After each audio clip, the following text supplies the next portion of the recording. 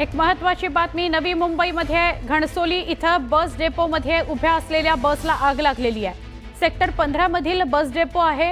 नादुरुस्त असलेल्या बसला आग लागलेली आहे।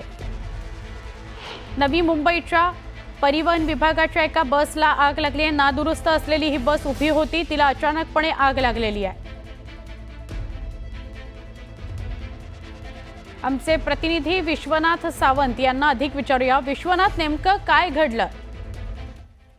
आपण पाहतात व्हिडिओमध्ये भीषण आग लागल्याचं दिसतंय, कारण एक बस नंतर 2-3 अशा आजूबाजूला असलेल्या बसेस आहेत त्या जळत गेलेल्या आहेत।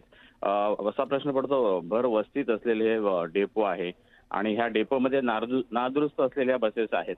आता नेमकं हे का ठेवण्यात आले हा मोठा प्रश्न आहे। परिवहन समितीने ह्या का ठेवले आहेत त्या ठिकाणी, आणि त्यामुळे आता असा प्रश्न विचारला जातोय की या एवढ्या मोठ्या प्रमाणात बसेस असताना इतर बसेस चालू असताना या बसेस आग गेला देखील प्रश्न निर्माण झाला। त्यामुळे संबंधित अधिकाऱ्यांना विचारण्याचा संपर्क करण्याचा प्रयत्न करतोय, मात्र त्यांच्याकडून काहीच प्रतिसाद मिळत नाही। वाशी अग्निशमन दल म्हणा, कोपरखैरणे म्हणा, MIDC म्हणा, या सगळ्या अग्निशमन दलाच्या गाड्या तिथे पोहोचल्यात आग विझवण्यासाठी। निश्चितच कंट्रोल होईल, आग विझवल्या जातीलही। आग या सगळ्या बसेसच्या जवळ चालल्या त्यावरती मात्र हा एक मोठा प्रश्न आहे की या आग लागली की लावण्यात आलेली आहे हे आता पाहावं लागेल। नक्की अविनाश, धन्यवाद माहिती दिल्याबद्दल।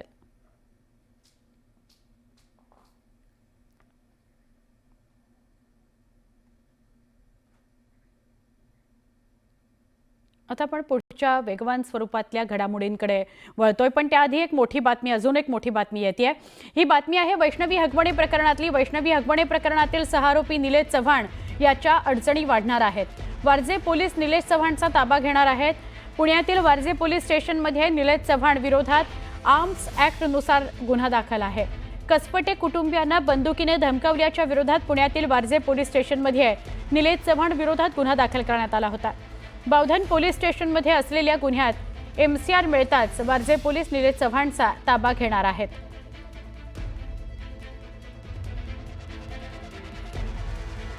आमचे प्रतिनिधी अभिजित पोते यांच्याकडून अधिक माहिती घेऊया।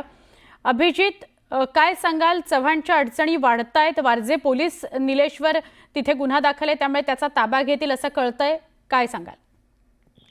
नक्कीच आपण पाहतोय की वैष्णवी हगवणे प्रकरणातील जो खरं तर फरार आरोपी म्हणता येईल, सह आरोपी जो होता निलेश चव्हाण, त्याला नेपाळ बॉर्डरवरून काही दिवसापूर्वी बावधन पोलिसांनी अटक केली होती। पण आता त्याच्या अडचणी आणखीन वाढण्याची शक्यता पाहायला मिळते आहे, कारण वारजे पोलीस देखील निलेश चव्हाणचा जो आहे तो ताबा घेणार आहेत। त्याला अटक जे आहे ते वारजे पोलीस करणार आहेत, कारण जो हा सह आरोपी आहे त्याने बंदुकीने धमकावल्या प्रकरणी, म्हणजे कसपटे कुटुंब ज्यावेळेस बाळाचा ताबा मागायला आलं होतं त्यावेळेस कसपटे कुटुंबियांनी आरोप केले होते की निलेश चव्हाणनी आम्हाला बंदुकीने धमकावलंय, आणि याच्याच विरोधात पुणे शहरातील वारजे पोलीस स्टेशनमध्ये जो आहे तो या निलेश चव्हाण विरोधात आर्म्स ऍक्ट नुसार गुन्हा दाखल जो आहे तो करण्यात आला होता। आणि त्याच गुन्ह्याच्या अनुषंगाने आता निलेश चव्हाणची कस्टडी जी आहे ती वारजे पोलीस मागणार आहेत। जो बावधनचा गुन्हा आहे, ज्या प्रकरणी बाळाची हिंसण केल्याप्रकरणी त्याला अटक करण्यात आली होती, गुन्हा दाखल करण्यात, आणि त्याच गुन्ह्यामध्ये ज्यावेळेस न्यायालयीन कोठडी मिळेल त्यावेळेस कोर्टात अर्ज करून वारजे पोलीस याचा ताबा मागू शकतात। आणि तीच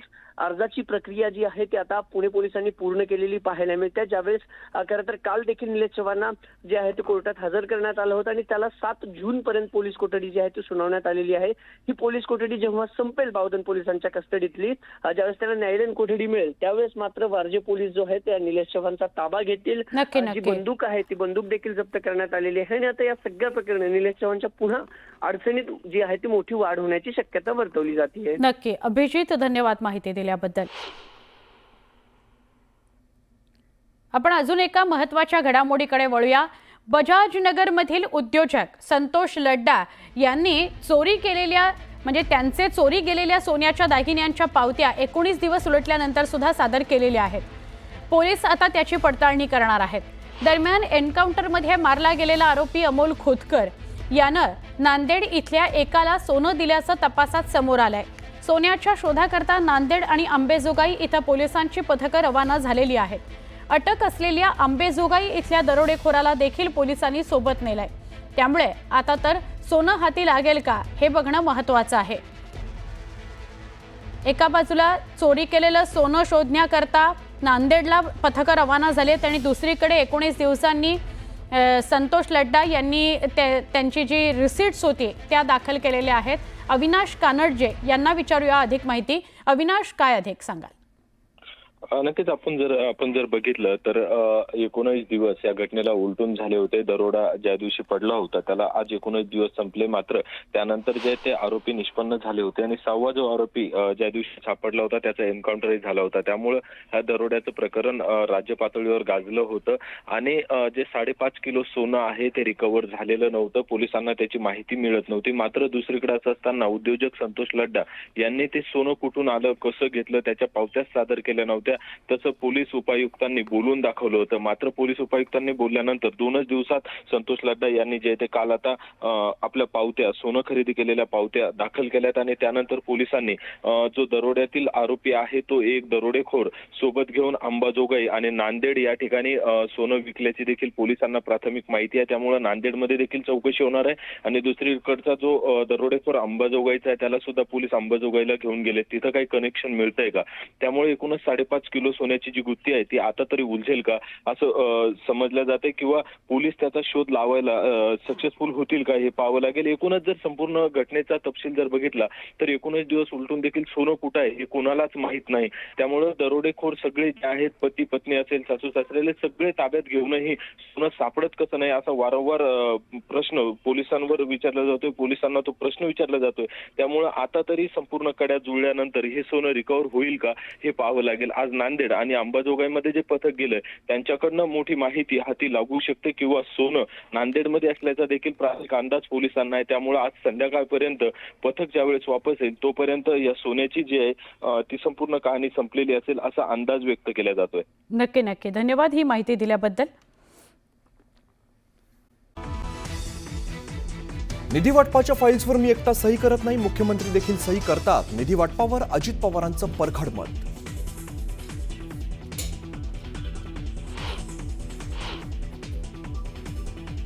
नऊ लाख महिलांनी उचलला नमो शेतकरी लाडकी बहीण योजनेचा बेकायदेशीर लाभ. महिला व बालविकास विभागातील अधिकाऱ्यांची माहिती.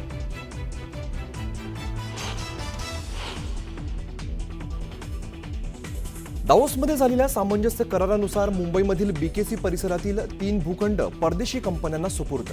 भूखंडाच्या भाडेपट्ट्यातून MMRDAला मिळाले 3,840 कोटी 49 लाख.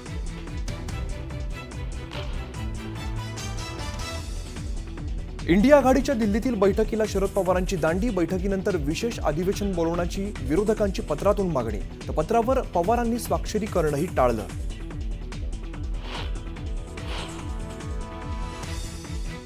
निलेश चव्हाणला शस्त्र परवाना मंत्रालयातून मिळाला. गुन्ह्याची माहिती न दिल्यामुळे तत्कालीन गृहराज्यमंत्र्यांच्या बैठकीत परवाना मिळाल्याची सूत्रांची माहिती.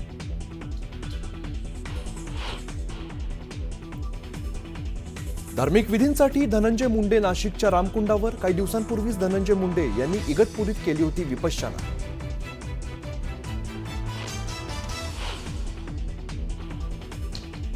पंढरपुरात VIP दर्शन रांगेचा मुद्दा पुन्हा एकदा तापला. सामान्य रांगेतील भाविकांना लागतोय 10 ते 12 तासांचा वेळ. VIP दर्शनावरून भाविक झाले संतप्त.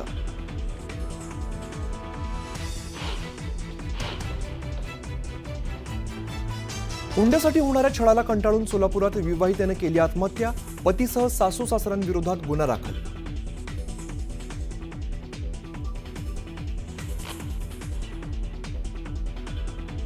नागपुरात कोरोनामुळे दोघांचा मृत्यू तर आणखी 2 नव्या रुग्णांची नोंद. वाढती रुग्णसंख्या पाहता आरोग्य यंत्रणा सतर्क.